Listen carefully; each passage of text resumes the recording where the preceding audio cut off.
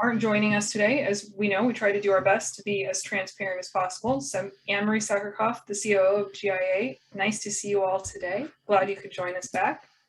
We're going to get started with Do we want to do any other intros? Carlos, anybody? Yeah. And Julian as well. Yeah, I'm Carlos Ayala, CEO of GIA, and I'm going to try to take Anne-Marie's place when she's gone.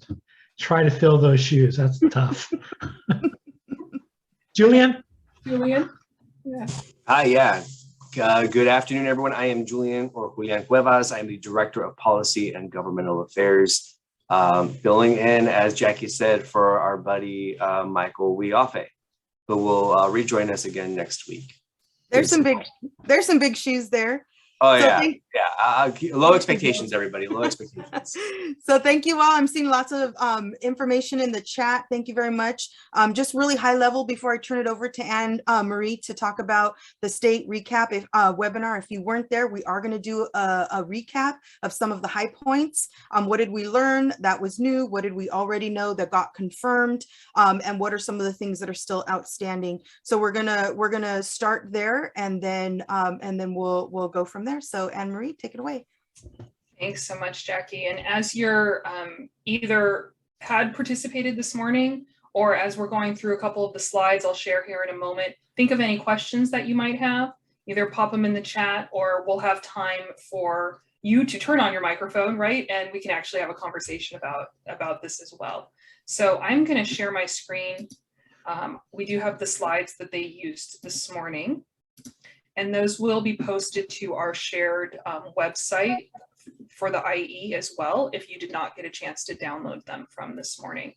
What I'm going to just start with is they being the folks at the state, went over a kind of overall how this fits into the big structure of the California for All initiative from the governor. The reason this is extremely important for our purposes is that it does show this K-16 collaborative process as part of an overall alignment with other programs, in particular with the SURF funding that IEGO is also spearheading. And so there's a very specific connection between those two projects that you'll see further as we look at some of the slides.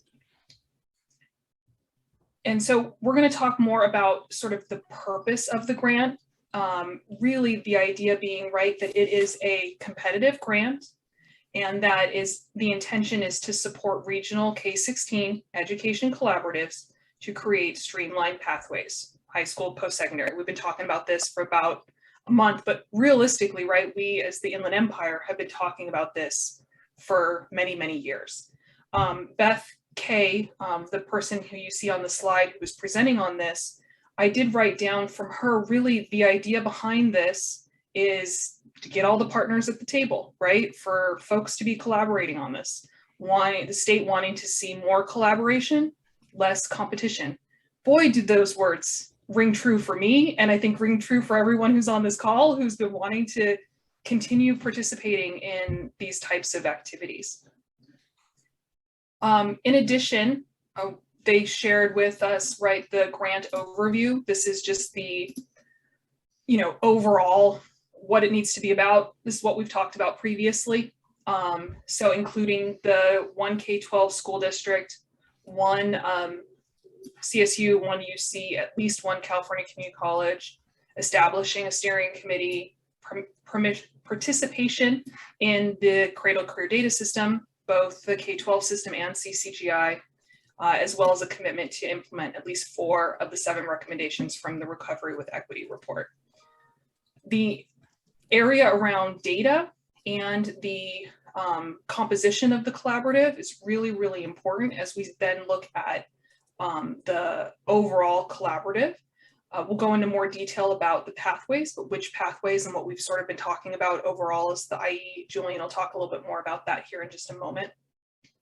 But what I want to also look at is this data component, right? That will be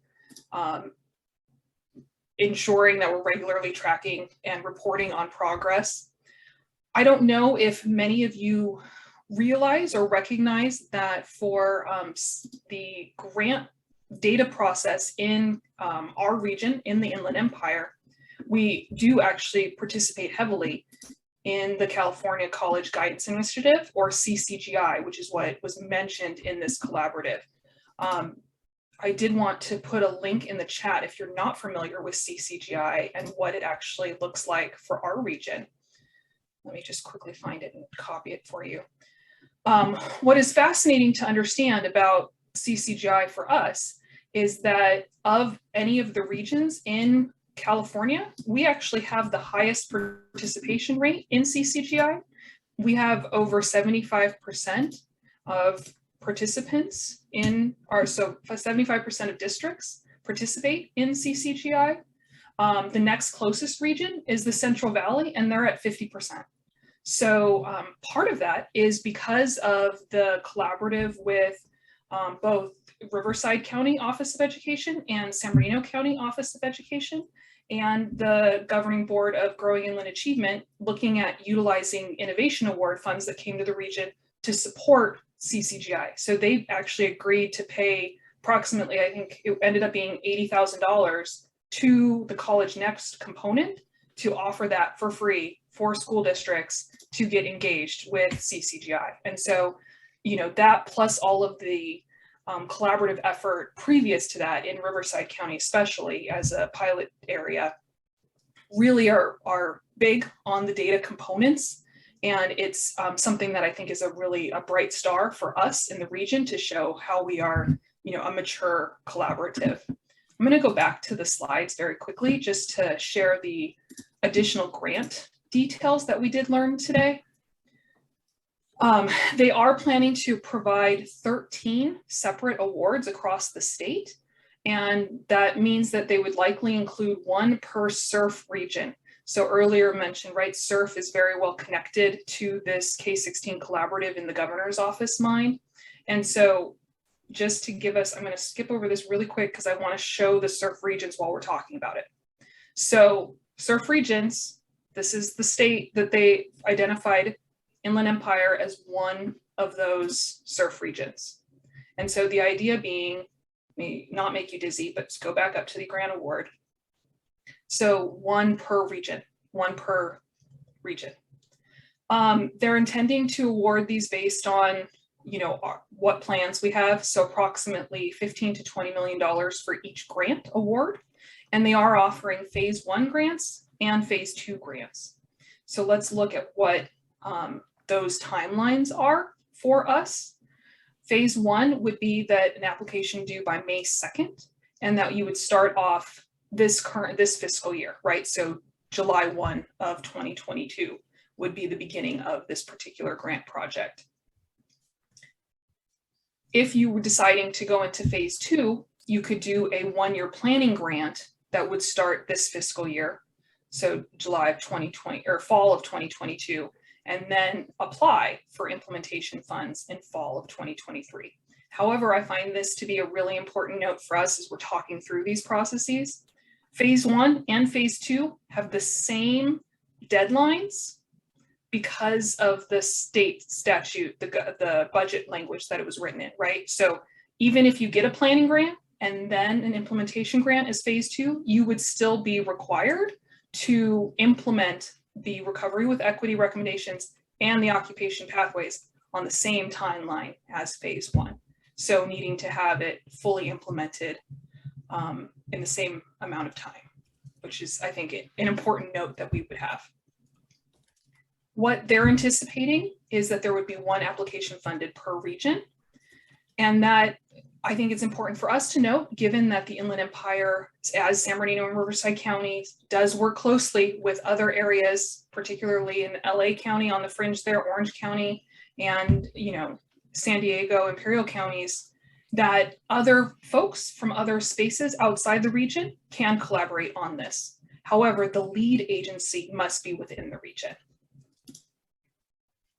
So talking about the lead agency, what this means is it must be a LEA or a educational lead from the area that the budget language outlined. So the lead agency must be either the CSU, the UC, a community college, or a school district. So those are the options for the lead. They would be the fiscal agent, meaning the funds coming to them directly, and then they would be allowed to execute contracts and process payments. There is the opportunity for another entity to be the convener and provide that collaboration and support for the actual implementation of the projects. I'm going to go into the deadlines very quickly, and then I think what'll be important for us to talk a little bit about is what that means for the Inland Empire and kind of how we all can kind of see this possibly playing out and then have a conversation about it. So key deadlines for phase 1, April 1st is when the RFP is actually supposed to be released. So we don't actually have the language of what the grant is required at this point. This slideshow is what we have right now. And then those applications will be due on May 2nd. So just around the corner. If we were interested in doing a planning grant, that would be this fall, September and October. And then they did not say when an implementation grant application would be due, but we'd have to assume that it'd be about a year after the planning period ended. So I'm going to stop sharing there for a moment and go back to the conversation that was had at the webinar regarding the conveners and the lead agencies, and just provide some context for that of how it has played out previously in the Inland Empire, because many of you know this, you've been participating in these processes, but I think it's really important for us not to assume as we're trying to make sure we're all on the same page. Many of you have been engaged in the Governor's Innovation Award application back in 2015 that the region decided to go after. That application was right from Cal State San Bernardino, UC Riverside, the 2 county offices of education, and then several of the community colleges. That application to the governor's office was to begin a K-16 regional collaborative and receive funds back to the region to then figure out how do we organize ourselves and then engage and provide additional support funding to organizations to develop key projects that would help move the region forward around shared educational goals. Well, I should say educational and economic goals. That application and those funds eventually developed Growing Inland Achievement. GIA grew out of that process. And so that process, the fiscal agent in that particular grant was Cal State San Bernardino, because they all just decided that Cal State would be the fiscal agent for that one. And so there have been, over the course since 2015, contracts that have gone to support GIA staffing to move this work forward as part of the convener process, as well as to many of your organizations that you represent to actually do this work and implement different phases of this through both an innovation award process, as well as additional funding around data. As I mentioned, the CCGI process. We've had, data MOUs with National Student Clearinghouse and paying for things like that, as well as additional student support during COVID. So what I think is, just as an example, that is a process that was set up by the region that already does exist. And I think, in my mind at least, mirrors what we're seeing that is coming now from the governor's office, with potentially some additional engagement, which is great, right? We always want to look at our existing activities and see where we can continue to grow and add. And so wanted to just share that as a framing for potential conversation, discussions, questions that we can lead into right now. You want me to turn it over back to Jackie, if you want to help with any questions that come in the chat, or folks want to raise their hand, come off mute. Yeah, I think, go right ahead. No, go ahead, Alex. Yeah, what we should do is an inventory of ourselves to figure out who's on board and have a list of that. So then we can start kind of coordinating that narrative and how we are working succinctly.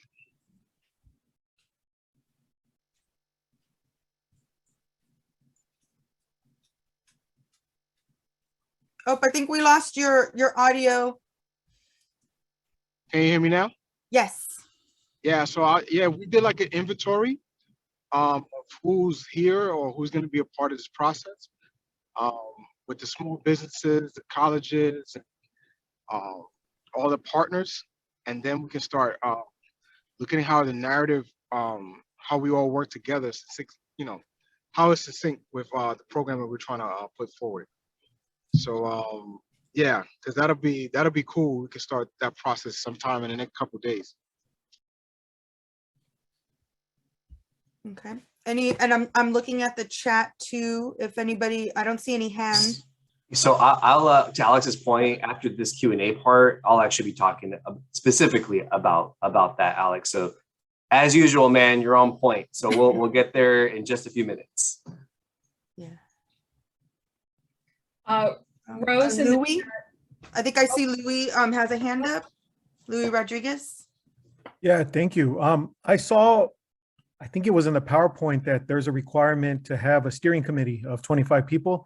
Is your sense that the members of that steering committee will come from the specific LEAs involved in this particular grant? So like, I don't know, 2 or 3 per one from, from K-12, community college, CSU, UC?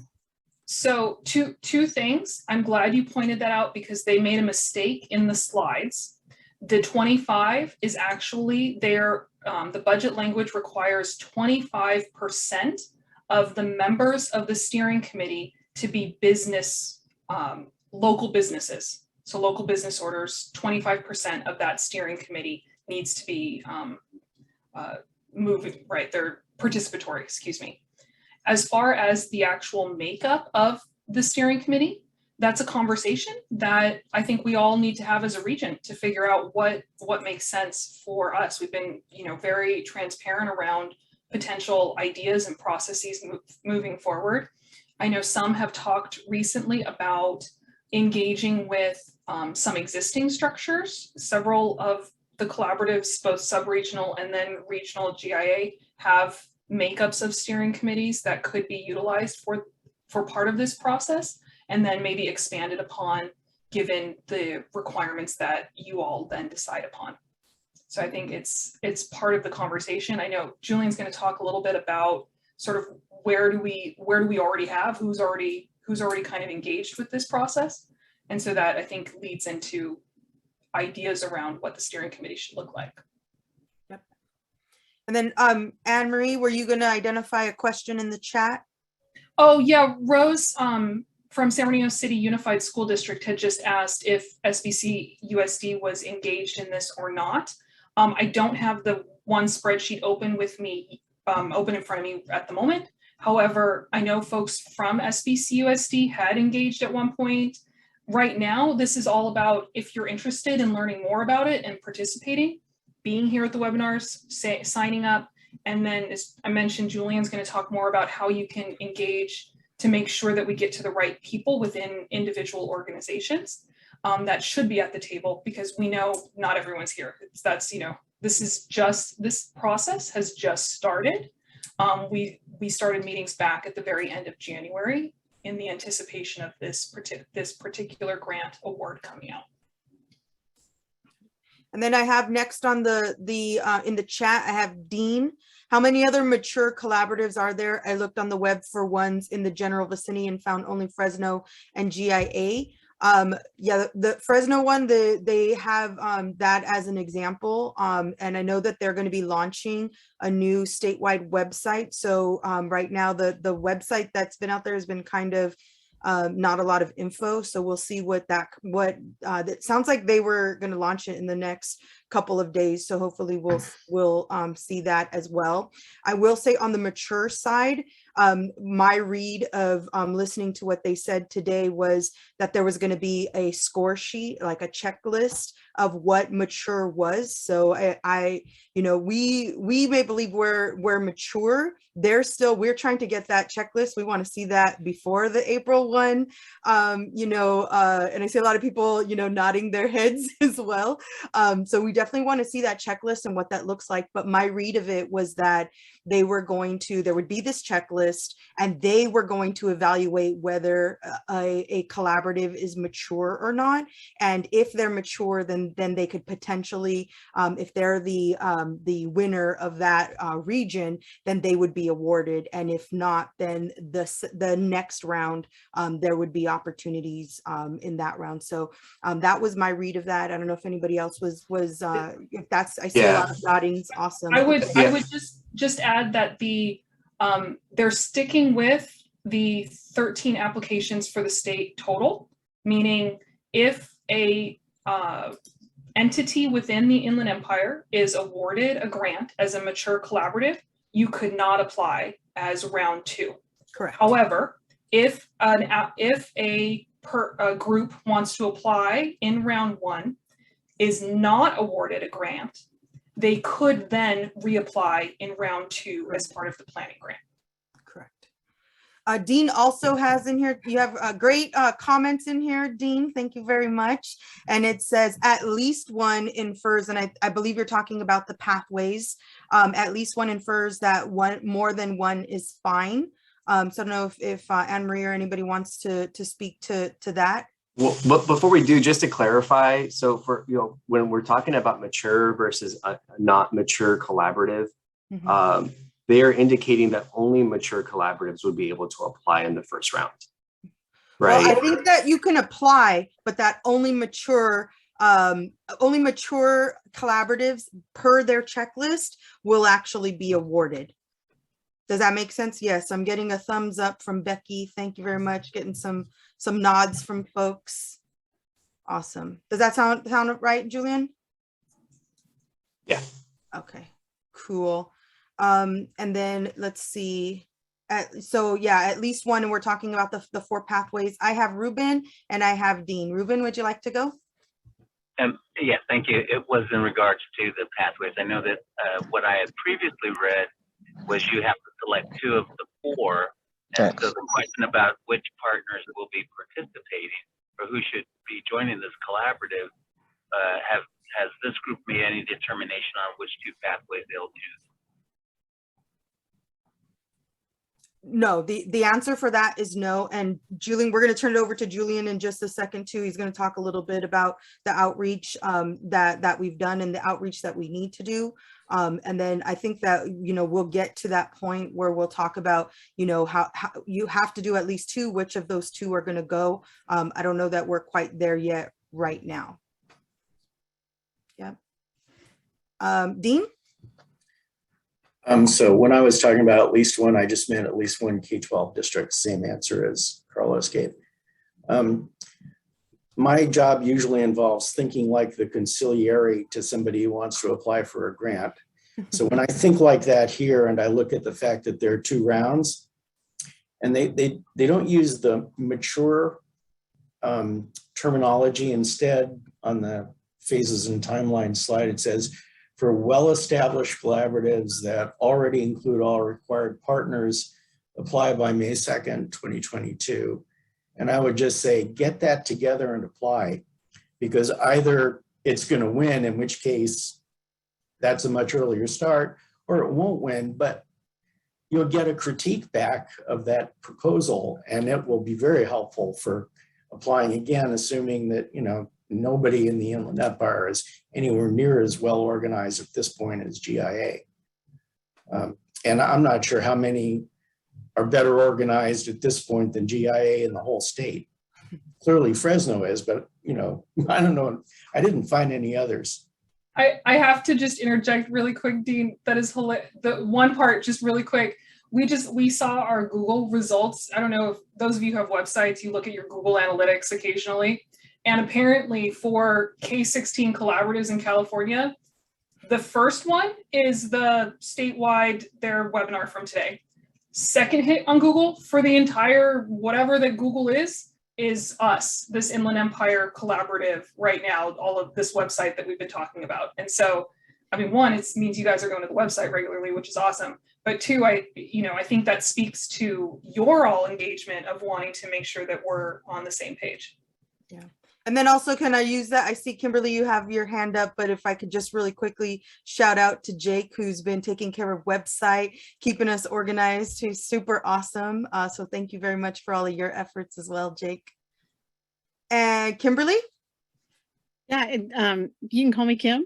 Kim. I was just going to affirm on the mature and ready. I mean, we've been connected to these collaborative conversations in California for a long time, and I would just affirm that GIA for the Inland Empire region, not only is GIA itself a strong collaborative with the executive leadership from all, both universities and both county offices of ed and community college partners, but we've also got, well-established sub-regional initiatives that are advancing exactly what this is about. So I think the strength of the Inland Empire and our ability to mobilize quickly on this, building on what we've already established through GIA and the ANTS and the work we're doing sub-regionally is pretty significant. I think it's perfect timing for all of us.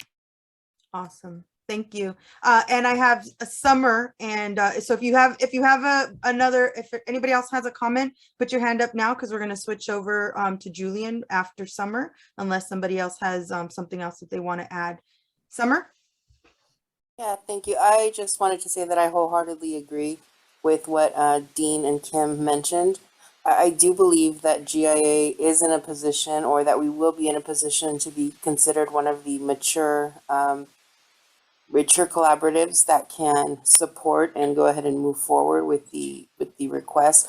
And I'm hopeful that we're able to bring the rest of the Inland Empire on board, because I know there was a lot of emphasis on that webinar today about there being one successful application per region. And so I just was thinking, wow, imagine the impact that we could make with such a skilled organization like GIA helping us take the lead on really convening the entire Inland Empire. So I thought it was, I definitely think that we're in a good spot with them taking, the lead.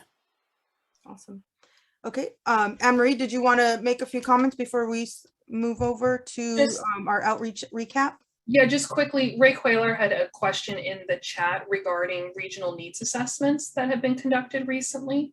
I know we have the one through the IEGO Build Back Better application process. So I don't know if that's in the website for this or not, but I think that's a good one to look at for potential pathway opportunities that we have in the region, given that what the study was there. And then just wanted to point it out, so if others have things that they would like added either to the website, they can drop them in the chat of additional regional needs assessments that we should all be looking at.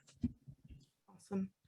Okay, any other thoughts? We're going to talk about sort of what we've been, where we've been, some of the outreach, who else needs to be at the table. We've been having those conversations, and then also talk about some next steps, but keeping in mind one of the major takeaways that I think all of us were really excited about with the webinar today is that we have some dates. So now, we can work backwards. That's the way my project management brain works. So now it's like, okay, April 1st, we're going to get that RFP, and it's going to be due in early, I think it was May 2nd, in early May. So now is the time, like a lot of folks, and I see a lot of heads, nodding with us, for us to say, okay, what are the things that we need to do to get us to that point, to get the Inland Empire, ready and in best shape. It's like Rocky music now, right? Or is that only me?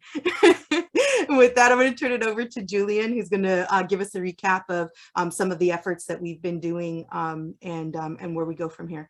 Julian? Great, thank you so much.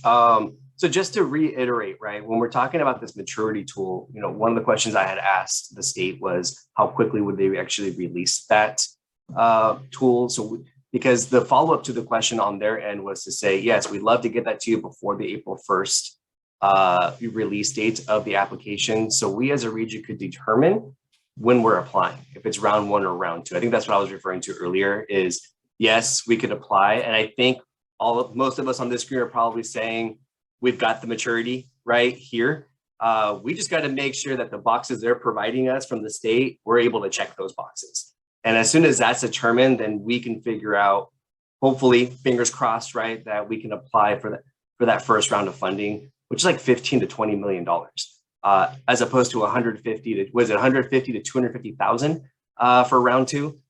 So 180s here. But in any case, with that being said, I am tasked for the next few minutes just to share, because there's a lot of questions around where we're at, who's here, who's not. Of course, as I'm trying to upload the document, I'm getting an error message. So I'm just going to share my screen here so you can see who is here or who has been here and who hasn't. So give me 2 seconds here. Where is it at? Of course. Of course. 1 second, y'all. I apologize.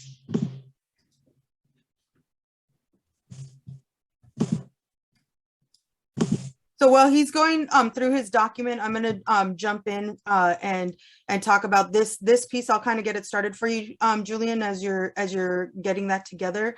So, you know, this collaborative, if you're here for the first time today, we have been meeting every Friday at 9 a.m. and we've started to brainstorm around these 4 occupational pathways, and we're already starting to have in this conversation with the Q&A, you know, the questions that we're going to be talking about. Oh, Julian has it. So I'll turn it back over to Julian. I appreciate that. So just real quick, high level, right? I will get this list out to you all, and I'm going to scroll really slowly. So do a quick scan as I'm scrolling. This is who we have here, or who we have had here in the last few meetings on Fridays.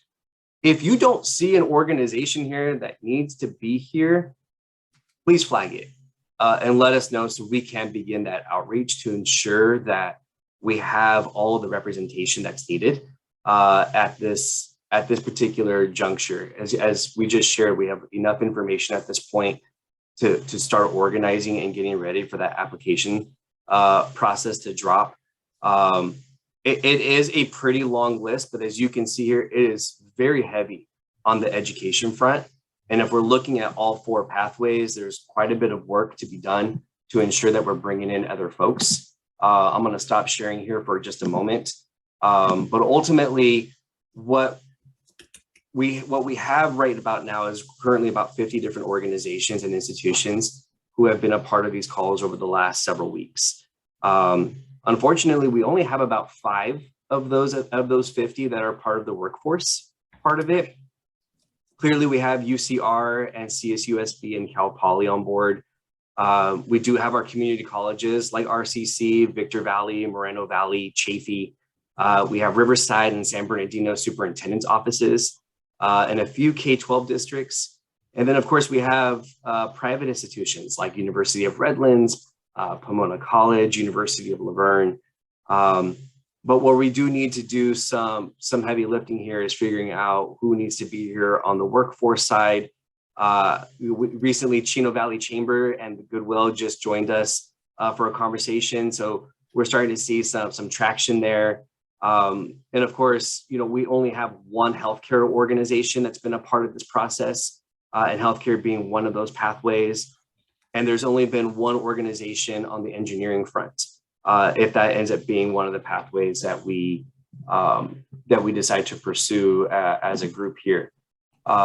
Ultimately, what we've been doing, and been watching the comments, we have been meeting over the last several weeks at 9 a.m. on Fridays, really to brainstorm around the occupational pathways, which we're going with, which we're not. Are we doing all 4? Are we only doing the 2 minimum that are required? But we do need to commit to creating these occupational pathways. Which of the 2 are we going to roll with at minimum? And are we doing all 4? And I'm sure that's a question that's going to get posed here sooner than later. But that's really been high. That's high level, right? I mean, for those of you who have been here, you know, we're just sort of recapping here, just so that you're all aware of who's here, who's not, where have we been. Now that we know what the application criteria for the at least outline are, you know, we have a few weeks here to start bringing in more folks to really start padding some of this work as we get ready for the application to drop. I'm going to pause there for a second to see if anybody has any questions specific to this. I see Ray and Beth. If your questions are specific to what I just, then please go ahead and unmute. And if not, we can hold off on your questions for the rest of the group to see if they have any questions specifically about the outreach. So I have Beth. Do you have a question? Oh, you're muted. Beth.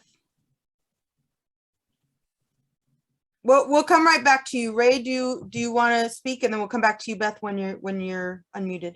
No, I've been putting partners that we want to consider, but my question was more geared towards the 4 pathways, so I'll hold off until we get to that part.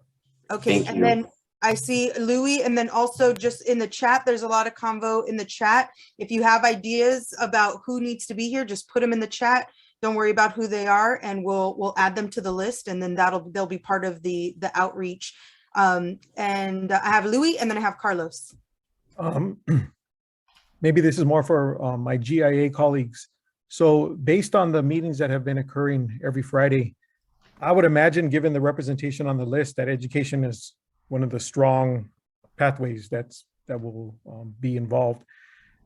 Do you have a sense or some observations as to which others seem to be appearing as strong as well? Whether it's the healthcare one or the engineering one or the business? Yeah, that's a great question, Louis. When toward the beginning of the first meetings that we were conducting with GIA, we surveyed. We surveyed and asked, hey, based on priorities, which of the 4 would you all like? And oddly enough, they were all within about 1 or 2 percentage points of each other. I mean, there was it was almost a 25% split amongst all 4 pathways. So priorities are across the board. The challenge that we're having is how many within each of those sectors can we actually get to show up to this table and actually commit to participating and seeing this through. I don't know if that answers your question, but that the survey was pretty split. Julian, can you hear me now? Yes. Okay, great. I did want to say that we have some direct pipelines to folks in the business community that I think could come to the table, in Stephanie and Matt Wells and a couple others, because they are leading their own tables that have those folks there. That's perfect. That's great. Yeah. Thank you, Beth. Yeah, all that will be needed. I know Jackie and IEGO have a list of folks that we're hoping to pipeline into this work as well. Just given, I want to say IEGO's been around for about 3 or 4 years as well. So there's a healthy list of folks that we're hoping to pipeline from that side to help beef up the other 3 pathways. And I have, I think I have Carlos and I have Alex, and I also want to recognize Renee from the Chino Valley Chamber. She's also saying she can share a list of the top employers in the Chino Valley, like FedEx, McKesson Medical, NFI, and many more. So having folks like her at the table as well is really awesome. So lots of outreach to do on this side. Carlos, and then I have Alex. My idea was represented. I'm done. Alex? This is good stuff. So I guess I know once we get the list of folks, my question is going to be, one of the things we had a challenge with a little bit of last year with the BBB grant is to make sure that we had time to start to edit and craft a narrative. So my guess is we're going to have more than a Friday to meet, and we're going to have to start putting that on the calendar so we can start drafting and building the language up, and the narrative and the budget. And so anyway, I just put that out there because I know it's probably the next conversation that's going to be coming up. Absolutely. Alrighty, I have a couple more hands. I have Wayne and Kimberly. Yeah, and I know we're running low. We are running low on time. I want to be very respectful of folks' time.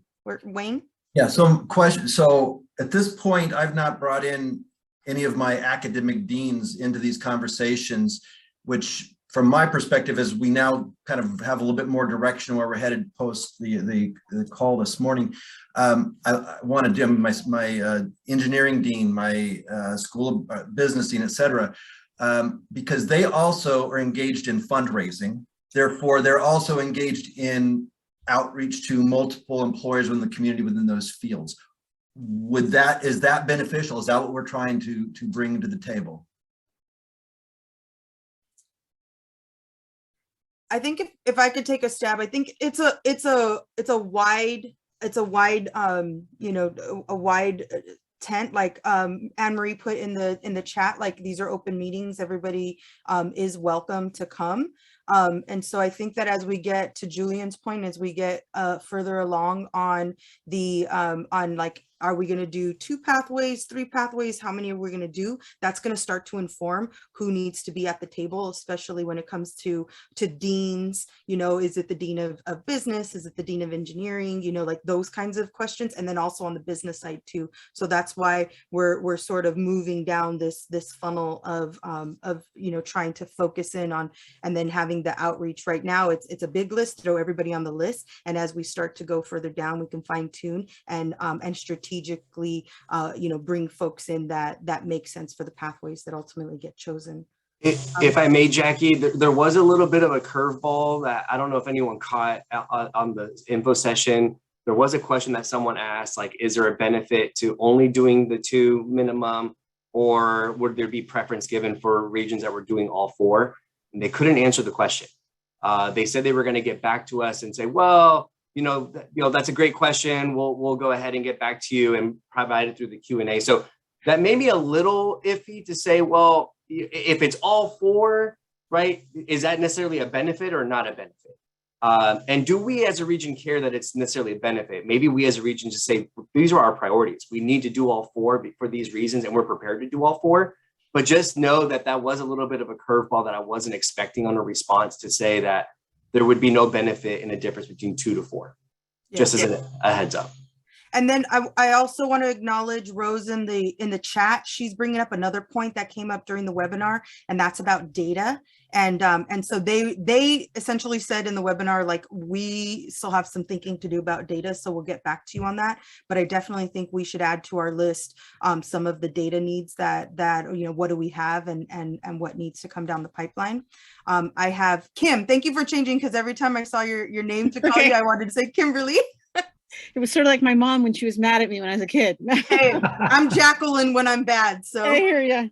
You know, I'm wondering, because there is so much deep and great work already underway in the IE through GIA and through the partners there. And so I'm wondering if the opportunity is for GIA to frame broadly what we want to achieve, and then invite, you know, some of the, like, I know Stephanie and folks that align, you know, we're all connected to each other in different ways. I know in the Coachella Valley, we have a really strong initiative and pathway work happening around healthcare and business. And I know there's other strengths in other regions. But it seems to me like a lot of this, and the partners engaged, I mean, we've already, you know, we have 150 business partners actively engaged in the work we're doing. I know other people do as well.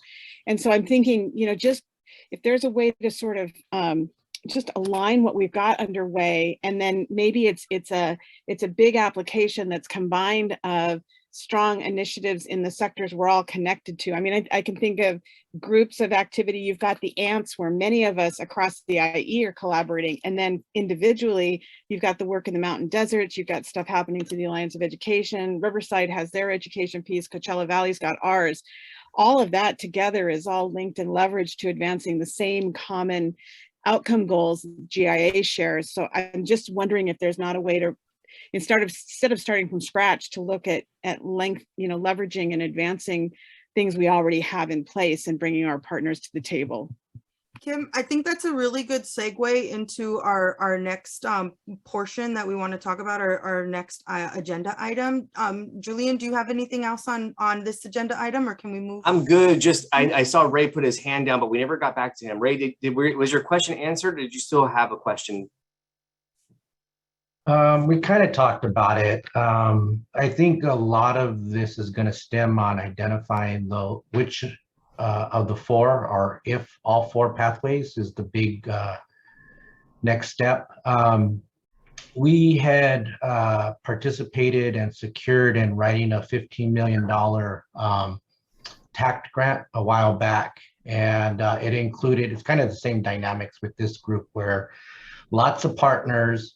And how do you kind of, you know, it's like, what's it called? Herding cats. You know, there's a lot of ideas out there, and there's, you know, but I think Alex, you know, hit it right on the head too, is like, once we identify our direction, we really just have to start, putting in the, the details. Because if we can talk around ideas and end up spending a lot of time doing that, where we end up kind of shooting ourselves in the foot, and we then lose time on writing.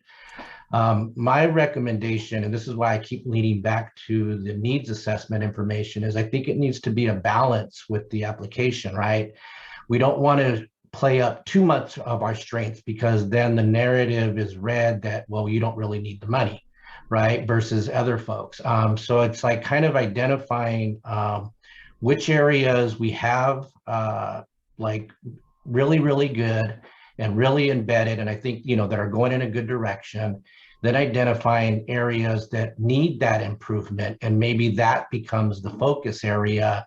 And then, but bottom line is it's like we have to kind of make that choice quickly. And I know even for my area, I'm kind of here just as, listening and so forth, but that's what my folks keep asking. Okay, well, which of the 4 areas are we gonna, so that we know who to send and so forth. So I think from there, then we can start designing, like, okay, how do we collect information again, who's not at the table, and all those other good pieces. So that's all I was gonna contribute. Awesome. Thank you, Ray. We're glad you're here. And I have Alex. Now, this is exciting times, and I think this is historical for our region, because we haven't really worked together at this capacity ever.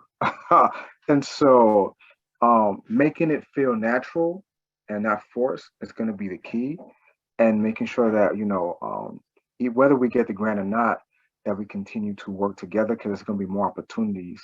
So we're not reacting, but we're proactive, and we're ahead of the curve. And I think that's going to be the key, because this is not just bringing us together for one entity, but multiple entities. So just keep that in mind, because we did the BBB grant last year, and it was like, we're prepared now this year to move forward. And so anyway, great job. Great to see everybody here, and it's an exciting time. We're making history, so it's a beautiful thing. Awesome. Thank you. If I may, Jackie, can we move on to your, I know Summer has her hand up, but we got like 8 minutes, and we had like 15 minutes like carved out for the next part. If you want to move on to the next item, Summer, if that's okay, if you can maybe throw your question in the chat. Anne-Marie?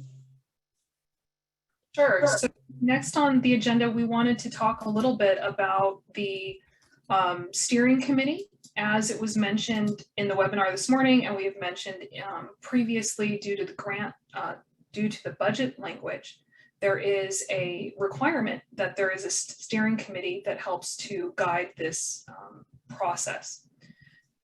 We have, I shouldn't say we, I should say in conversations of this group, talked about, what does that steering committee look like? How would we go about forming that steering committee? Or is there some existing structures, organizations, ideas already in existence that could be built upon in order to get to the steering committee, given that the earlier conversation around this sort of mature time, where are we at, all of those components. One of the proposals that has been floated from this group was an idea around utilizing some of the growing inland achievement structures, the GIA structures, around an existing steering committee that would need to be obviously adapted and added upon, given the need for especially additional business folks. As you saw on the list, makes complete sense, given that the steering committee wasn't originally constituted to do specific pathways, right? So that's, it's all tied together, right? To deciding the pathways, who then needs to be at the table, what should that look like? What I do want to mention is that the steering committee up to this point has been constituted as the chairs or co-chairs of the Action Network team. So those are all the cross-sector teams that many of you participate in. In addition, it's individuals from each of the educational leads that are required as part of this process. Their lead then appointed someone to the steering committee to be part of that engagement. And then there's also additional regional leaders who have been working through this kind of K-16 collaborative processes over many, many years, right, to provide those insights. Many of you serve in that capacity. So that's, one idea of how to sort of utilize some existing structure and then go through a nominating and engagement process with folks, the wisdom in the room, to expand that steering committee to move that forward as part of the overall process. So we wanted to bring that up because it was a conversation. There were questions about it. We had a little bit more information today, not a lot, but a little bit more, and at least can, I think, move some of that forward. So wanted to put that out on the table and see if there were others who had either want to build upon what I just said or have some questions or thoughts around that space. Yeah, we got because we only got a few minutes, but I would like to have the Black and Brown Collective or IEGO, some type of format in the steering committee. So can we, next week, is it possible to spend maybe 20 or 30 minutes on this conversation?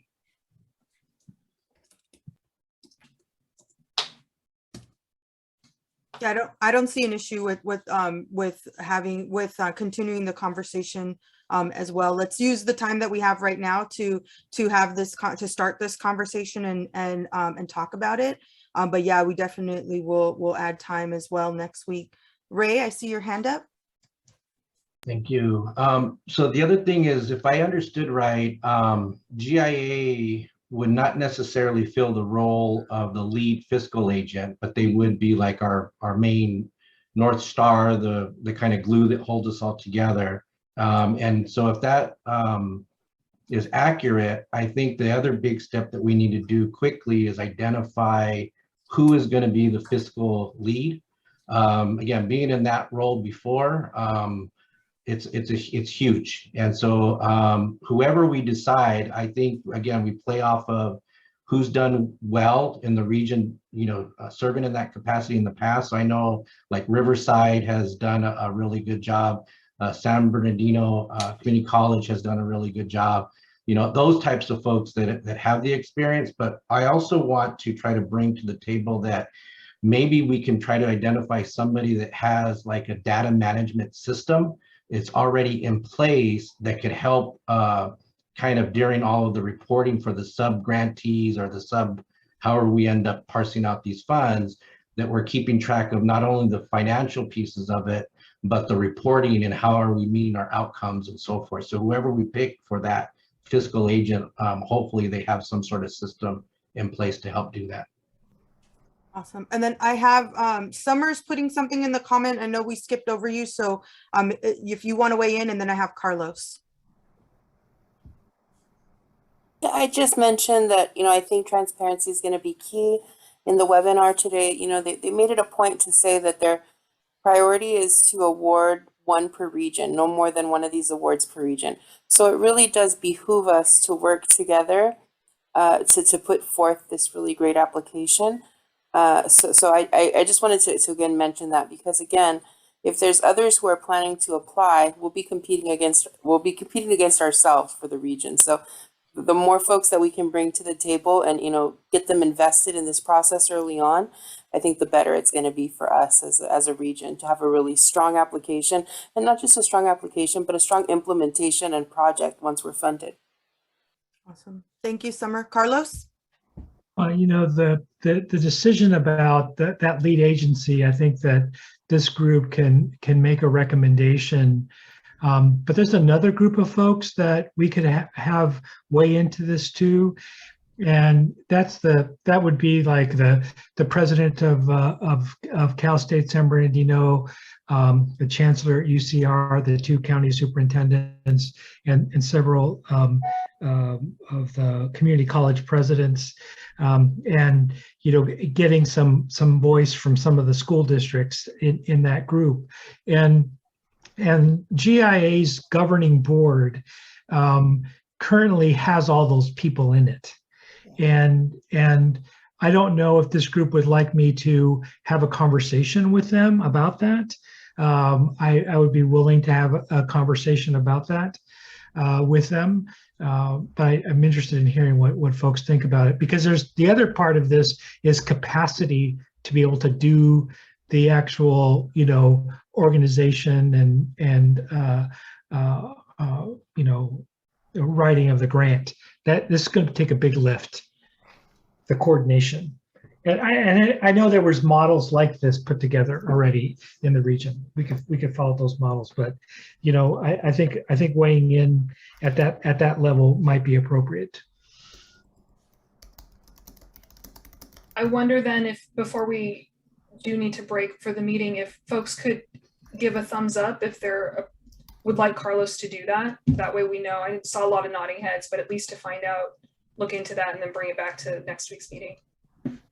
Yeah, I think the other big piece, and I hate to get into the weeds of it all, but what are they going to be charging as the indirect cost rate, right? So that we know how much they're going to be taking off of the pie, and so what's left for the rest of the people that are going to be actually doing the work, I think is important. Ray, they did mention this morning that the most they could have charged for indirect was 5%. Max. So they'd have to make that determination. When I worked with Valley College, they had a different indirect rate for salaries and benefits than Redlands does. Ours is a lot higher, but it was only on those. So I kept my amount really small out of that grant because it was like, my dollars don't go very far. I think their indirect rate on salaries was 16% or something like that. So there's all these different, that's where it really gets confusing. But with a subaward, I think you can those can just be flat to whoever the subgroups are, right? Is that what you understood? They actually mentioned two different things at the webinar this morning. They said overall 5%, and then later on with the Q&A, they said 5% including all of the partners if they were asking for also indirect. So I think we have questions back to them to find out specifically on that. If hopefully we can get an answer before the RFP comes out. Okay, I do see folks that we're at time, and I do see folks having to step off. Before we end, I wanted to say a couple of things. One is we are going back next week to 9 a.m. So remember, the registration link is the same. And Jake did put the registration link inside here. So if you want to share that with folks, we'll continue the conversation at 9 a.m. Next Friday. Also, I wanted to have a really quickly drop this. We did talk about surf in the webinar today, and then we also started a conversation in the chat about surf. We are also meeting on surf at 10 o'clock on Friday. If you're interested in joining that conversation, please reach out to me. I have my information in the chat. You're welcome to come and join us on the surf, so we can have K through 16 at 9 and then go right into surf at 10 o'clock and start to have those conversations too, because there's definitely going to be some overlap that we're going to want to talk about. And I'm happy to answer any questions. We are working on having a listening session for surf in the region, so that we can talk about, in a very similar capacity to this, what that looks like in the Inland Empire. So with that, if we don't have any other comments or questions, I have a question. Hand up. Yep. Yeah. Ray, could you introduce yourself? Alex, can you introduce yourself, please? Alex, you can go for it. I haven't seen you in a while, but good to see you too. I am Alex Avila. I am with the Black and Brown Collective, which is also part of Youth Action Project, and a bunch of orgs are part of that, which is also connected to the IEGO platform. I'm an educator, author, and I could be your best friend if you take me out for lunch. But anyway, all right. Send me an email, man. I'll take you out to lunch. You got it. Yeah. Alex is good people. I served with them on the board at one of the local nonprofits that is here in the community. So good people. I am again Ray Cuellar, and I'm the Director of Grants Development and Management at Chaffey College, and been doing it for a minute. And before I went to Chaffey College, worked with a lot of the feeder schools, the secondary schools in the region as well. So. Thank you. Thank you. Well, just jumping in very quickly to say it's been a pleasure working with all of you for the last couple of months. Many of you were on the call in the morning or beginning. I'm about to have a baby, so I will be on maternity leave for a bit. Yay. So enjoy these conversations, and I'll be back probably right before the application is due, I think. So, but thank you all for the love in the chat. I appreciate it. And as always, this recording and all of the meeting notes and the stuff from this morning is all going to be on the website momentarily, thanks to Jake. We'll do you proud, Anne Marie, while you're out. Awesome. Thank you, everybody. We'll see you 9 o'clock next Friday. Bring a friend.